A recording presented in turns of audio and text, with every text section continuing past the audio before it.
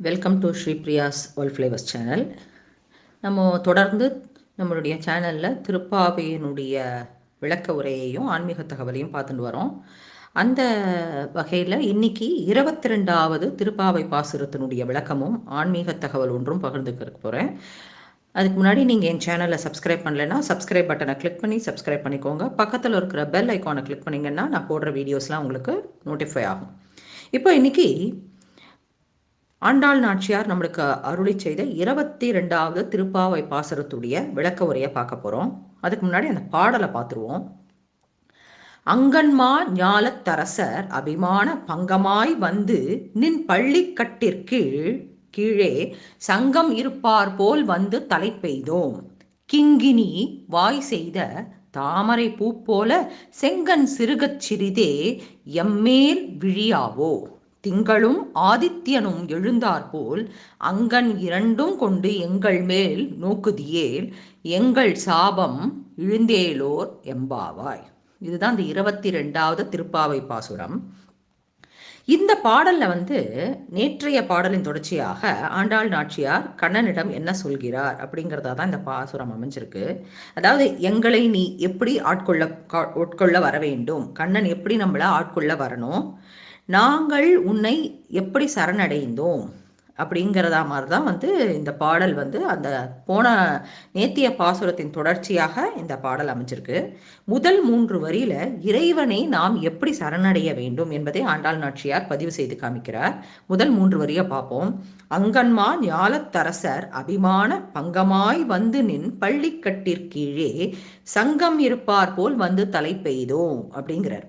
அப்படின்னா இதுல கிருஷ்ணரை பார்த்து சொல்றார், எங்களை போல வலிமை கிடையாது, எங்களை போல் தரை சிறந்த தலைவர் கிடையாது, எங்களை போல் வீரமிக்க ஆள் கிடையாது, எங்களை போல் பேரரசர் கிடையாது என்று பேசிய எல்லோரையும் அடக்கி அவர்கள்லாம் இப்ப எப்படி இருக்கிறார்கள் என்றால் ஏதோ சத்சங்கம் கேட்பதற்கு வந்தது போல் கை கட்டி உன் முன் உட்கார்ந்து கொண்டிருக்கிறார்கள். அதுபோல உன் திருவடி கீழ் வந்து நாங்களும் அமர்ந்து இருக்கிறோம். அதாவது எப்படி இருக்கோம், நாங்கள்லாம் சத்சங்கம் கேட்கக்கூடிய நிலையில் நாங்கள்லாம் அமர்ந்திருக்கிறோம். நீ இறைவனாக தெய்வத்தின் அருளை எங்கள் மேல் கருணை காட்ட எழுந்து வர வேண்டும், எங்கள் மேல் கருணை மழை பொழிய நீ வர வேண்டும் என்று கண்ணனிடம் சொல்கிறார். அடுத்த 2 வரியை பார்ப்போம். கிங்கினி வாய் செய்த தாமரை பூ போல் செங்கன் சிறுகச் சிறிதே எம்மேல் விழியாவோ அப்படிங்கிறார். அதாவது கிருஷ்ணரோட அழகான தோற்றத்தை இங்க மிக விவரமா சொல்றார். என்ன சொல்றாருன்னா, கிங்கினி வாய் செய்த அப்படின்னா, கிங்கினா சின்ன மணி ஓசைன்னு அர்த்தம். அந்த சின்ன மணி ஓசை எப்படி சின்னதா கேட்குமோ அது போல தாமரை மொட்டா இருக்கும் இல்லையா, மொட்டான தாமரை அப்படி மலர்ற சமயத்துல எவ்வளவு சின்னதா திறக்குமோ அது போல உன்னுடைய திருக்கண்களை நீ சின்னதா திறந்து எங்கள் மேல் அருள் செய்தா போறோம். நீ பெருசாலாம் திறக்கணும்னு இல்லை. அந்த கிங்கினி மணி ஓசை, அதாவது அந்த சின்ன மணி ஓசை எப்படி சின்னதா கேட்குமோ, அந்த மொட்டான தாமரை எப்படி மலரும் போது அந்த மலர்ற சமயத்துல எப்படி சின்னதா விரியுமோ அது போல உன்னுடைய திருக்கண்களை சின்னதா திறந்து எங்கள் மேல் அருள் செய்வாயாக, அருள் மழை பொழிவாயாக. சரி, இப்படி நம்மளை பார்க்கணும்னு சொல்றாரு. அந்த சின்ன கண்ணை திறந்து எங்களை, அதாவது உன்னுடைய கண்களை முழுசா திறக்கணும்னு இல்லை, ஒரு அந்த சின்னதா நீ திறந்து எங்கள் மேல் அருள் செய்தால் போரும் அப்படிங்கிறார். ஏன் அப்படி நீ எங்களை பார்க்கணும் அப்படிங்கிறதுக்கு அடுத்த 2 வரியில கடைசி 3 வரியில பதிவு செய்கிறார். திங்களும் ஆதித்யனும் எழுந்தாற்போல் அங்கன் இரண்டும் கொண்டு எங்கள் மேல் நோக்குதியேல் எங்கள் மேல் சாபம் இழுந்தேலோர் எம்பாவாய் அப்படிங்கிறார். அப்படின்னா அந்த கண்கள் எப்படிப்பட்ட கண்கள்னா, சூரியனும் சந்திரனும் போன்ற கண்கள். உன்னுடைய கண்கள் சூரியனும் சந்திரனும் போன்ற கண்கள். எங்களை சுற்றி இருக்கக்கூடிய சாபங்கள், நாங்க கொஞ்ச நெஞ்ச சாபமா வச்சிருக்கோம், நாங்களா இந்த ஜென்மத்துல தேடின்ற சாபங்கள், போன ஜென்மத்து தொடர்ச்சியா வந்த சாபங்கள், அதை தவிர தாய் தந்தையர் மூதாதையர்கள் அவர்கள்லாம் சேர்த்த சாபங்கள் என்று எங்களை சுற்றி பல சாபங்கள் சூழ்ந்து கொண்டிருக்கிறது. இந்த சாபங்களெல்லாம் போக்கி நாங்கள் சாப விமோச்சனம் அடையணும்னா எங்களுக்கு யார் கதி? நீதான் எங்களை அந்த சாபத்திலிருந்து விடுவிக்க வேண்டும். உன் அருள்மழையை பொழிந்து எங்களை விடுவிக்கணும். அதுக்கு தயவு செய்து உன்னை நீ பெருசா கண்ணை திறக்க வேண்டாம், உன்னுடைய சின்ன அதாவது அந்த கண்ணை வந்து சின்னதா திறந்து எங்கள் மேல் அருள் புரிவாயாக, இந்த சாபத்திலிருந்து நாங்கள் விமோச்சனம் அடைவோம் அப்படிங்கிறார். இந்த பாடலினுடைய தத்துவம் என்னன்னு பார்த்தீங்கன்னா, நேத்திய பாடல் மாதிரியே இந்த பாடலும் சரணாகதி தத்துவத்தை தான் சொல்றது. அதோட ஒண்ணு கூட ஒரு தத்துவத்தை இதுல சொல்றார். அது என்னன்னா, இறைவனுடைய அருட்பார்வை.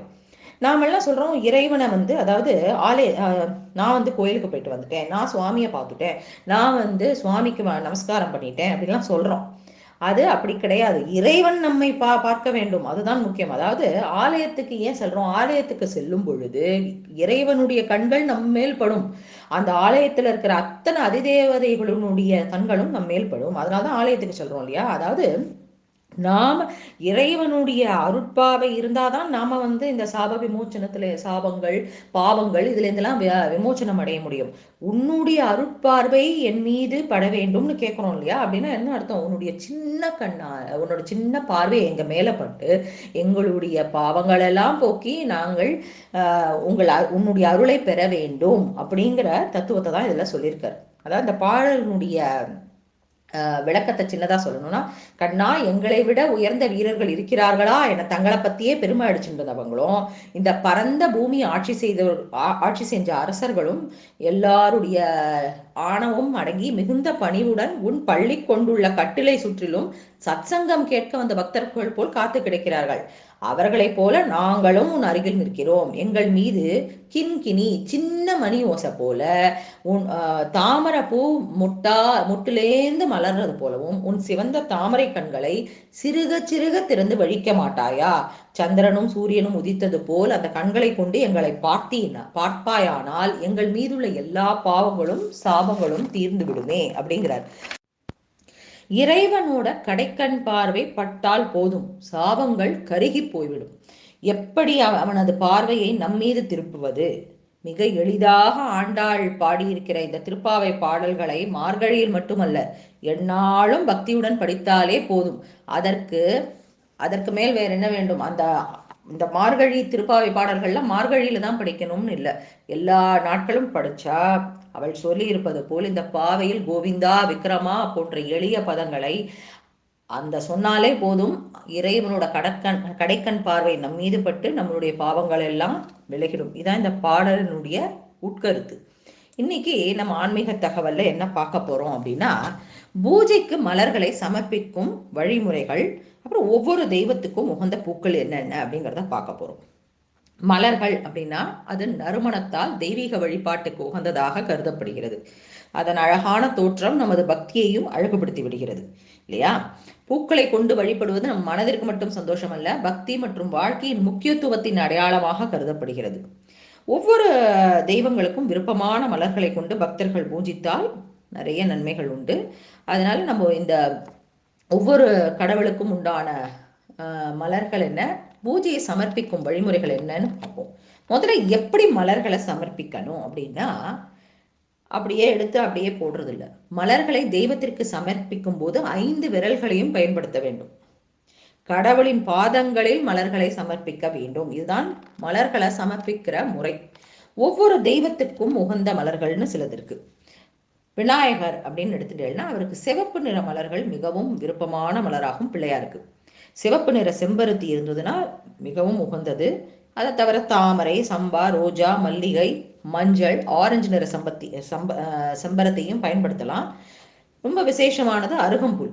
வில்வ இலையில 1, 3, 5, 7 இலைகள் கொண்ட வில்வ இலை ரொம்ப விசேஷம். மூலிகை இலைகளையும் விநாயகருக்கு சமர்ப்பிக்கலாம். கணபதி பூஜை செய்யும் போது 21 விதமான மலர்கள் மற்றும் இலைகளை கொண்டு பூஜிக்கப்படுகிறது. அடுத்தது சிவபெருமான் அப்படின்னு எடுத்துட்டேன்னா அவருக்கு பிடிச்ச மலர் வந்து வெள்ளை நிற மலர்கள் இவருக்கு உகந்தது. மகிழம்பூ, நீல நிற தாமரை, கிடைக்காவிட்டால் பிங்க் நிற தாமரை, ஆனால் நீல நிற தாமரை ரொம்ப இது. வெள்ளை நிற தாமரையும் சமர்ப்பிக்கலாம். செவ்வரளி போன்றவற்றை கொண்டு பூஜிக்கலாம். வில்வ இலைகள் 9 அல்லது 10. அப்புறம் ஊமத்தம்பூ, பாரிஜாதம், எருக்கம்பூ போன்றவற்றையும் சமர்ப்பிக்கலாம். வில்வ இலைகள் சிவன் பூஜையில் கண்டிப்பாக இடம்பெறும் பொருளாகும். கம்பு, தானியம் போன்றவையும் பயன்படுத்தப்படுகிறது. வில்வ இலைகளை பாதி, அதாவது எப்பவுமே இலைகள்லாம் நல்ல இலைகளாக பார்த்து தான் சமர்ப்பிக்கணும். இந்த பூஜை படிஞ்சது அதெல்லாம் பூஜைக்கு ஏற்றது கிடையாது. துர்க்கைக்கு சிவப்பு நிற மலர்களாலான மலர்கள், அதில் செம்பருத்தி, சிவப்பு நிற செம்பருத்தி, தாமரை, குண்டுமல்லி, வில்வ இலைகள் 1 அல்லது 9 போன்றவற்றை கடவுள் துர்க்கைக்கு சமர்ப்பிக்கலாம். பார்வதி தேவி, இவங்களுக்கு சிவனுக்கு என்னெல்லாம் மலர்கள் சமர்ப்பிக்கிறளோ அதை பார்வதி தேவிக்கும் அர்ச்சிக்கலாம். அதை தவிர வில்வ இலைகள், வெள்ளை தாமரை, சம்பங்கி பூ, முட்கள் நிறைந்த பூக்கள் கூட பார்வதி தேவிக்கு சமர்ப்பிக்கலாம். விஷ்ணு, இவருக்கு ரொம்ப பிடிச்சது எல்லாருக்கும் தெரிந்த தாமரை மலர் தான் மிகவும் பிடிக்கும். பிங்க் நிற தாமரை, குண்டு மல்லி, மல்லிகை, அப்புறம் சம்பங்கி பூ, வெள்ளை கதம்ப பூக்கள் போன்றவற்றை கொண்டு அர்ச்சனை செய்யலாம். துளசி இலை அவருக்கு மிகவும் பிடித்தமானது. துளசி இலையில 1, 3, 5, 7, 9 என்ற எண்ணிக்கையில சமர்ப்பிக்கலாம். மகாலட்சுமிக்கு மிகவும் பிடித்த மலர் தாமரை மலர்.